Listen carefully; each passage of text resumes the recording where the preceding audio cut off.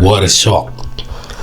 Another serious thing. Museveni-Raila rift resurfaces after Odinga's death. The secret cables, Luo fears, and politics of trust by Daily Monitor Investigation Desk on Thursday, October 16, 2025, Kampala. The death of Kenya's opposition icon and former Prime Minister Raila Odinga has reignited one of East Africa's most guarded political rivalries. Its long and easy relationship with Uganda's President Yoweri Kaguta Museveni. Now, as tributes continue to pour in from across the continent, newly resurfaced diplomatic cables are once again pulling back the curtain on years of mistrust, secret intelligence fears, and regional political intrigue that once threatened to divide Kampala and Nairobi. Let's look at the cable that exposed hidden tensions. The confidential documents, according to Daily Monitor, first recorded in 2009 by American diplomats in Kampala, detail a tense conversation between U.S. officials and then UPDF spokesman Lieutenant Colonel Felix Kulayige. According to the leaked cables, Lieutenant Colonel Kulayige allegedly told U.S. diplomat Ms. Fitzgibbon that Kenyan Prime Minister Raila Odinga may be making common cause with the Acholi position in Uganda and diaspora elements in Nairobi to advocate on behalf of LRA leader Joseph Kony. Well, the same report suggested that Kampala suspected Odinga of backing Uganda's opposition in retaliation for Museveni's open support for Mwai Kibaki during Kenya's disputed 2007 elections. Speaking to Daily Monitor last night, Colonel Kulayige confirmed he had indeed met the diplomat, but said the account was given a spin. We discussed a letter written by former LRA negotiator Ayana Odon, who asked Right Honorable Raila Odinga to intercede with President Obama. Whether he actually did or not, I cannot say, he clarified. Now, the Luo bond that worried Kampala. Perhaps the most striking revelation in the cables was the claim that Raila Odinga, a proud Luo, was attempting to unite Luo-speaking communities of Western Kenya, Northern Uganda, and South Sudan. American officials noted that this Luo bonding was viewed with unease by Ugandan authorities, who feared it could evolve into a regional political bloc with cross-border influence, particularly in the Acholi sub-region, where opposition sentiment remains strong by that time. It was a time of deep suspicion, said a retired UPDF intelligence source familiar with regional briefings.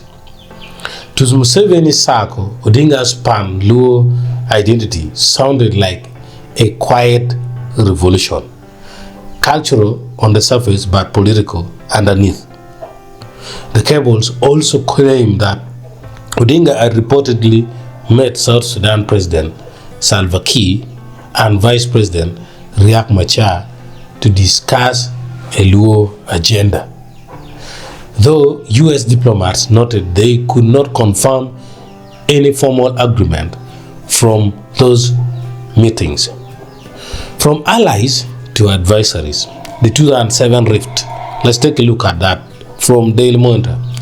Relations between Museveni and Odinga sharply deteriorated after the Kenyan post-electional crisis of late 2007. President Museveni became the first East African leader to congratulate Mwai Kibaki on his contested victory, even as international observers condemned the process and violence swept across Kenya.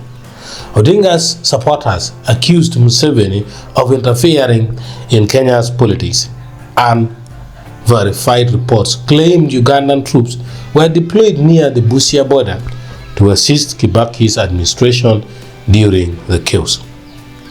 Although Odinga later joined the coalition government as Prime Minister under the power-sharing deal, The emotional rift between the two men never fully healed. Now let's take a look at the State House response that was then.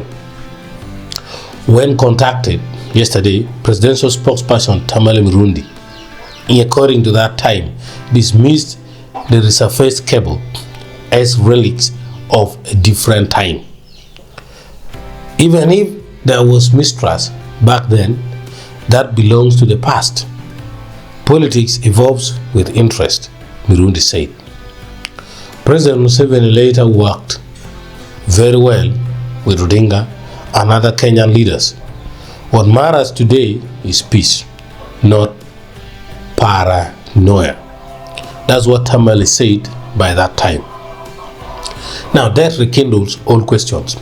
Raila Odinga's death in Nairobi, October 14, 2025, after a short illness, has shaken Kenya's political landscape.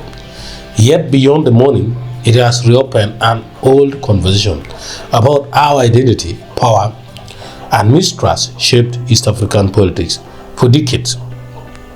Dr. Sarah Peel, a political historian at Makerere University, told Daily Monitor that Odinga's passing closes a life, but not the questions it raised. Raila was both a nationalist and an ethnic symbol, Dr. Appiah said. To Museveni, he represented a rival center of influence.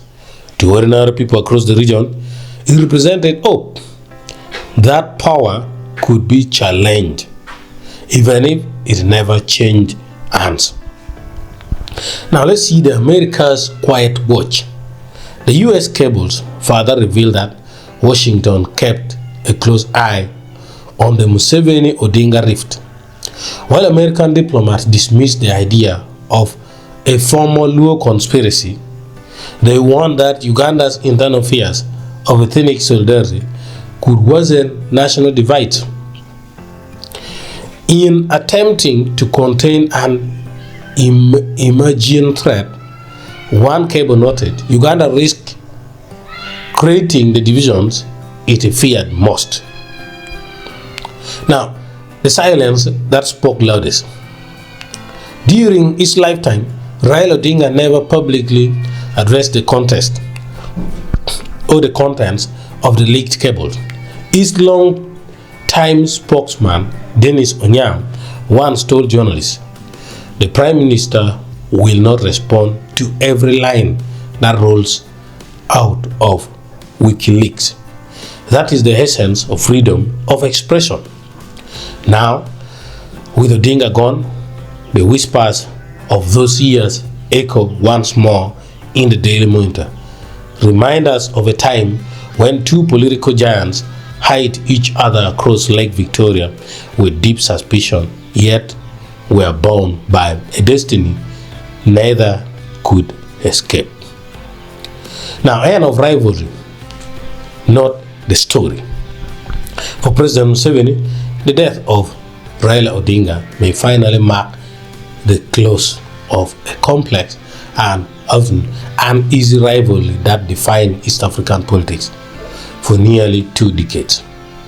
But for historians and analysts, the resurfaced cables serve as a mirror, reflecting how fragile alliances, ethnic identities, and personal ambitions continue to shape the soul of East African leadership.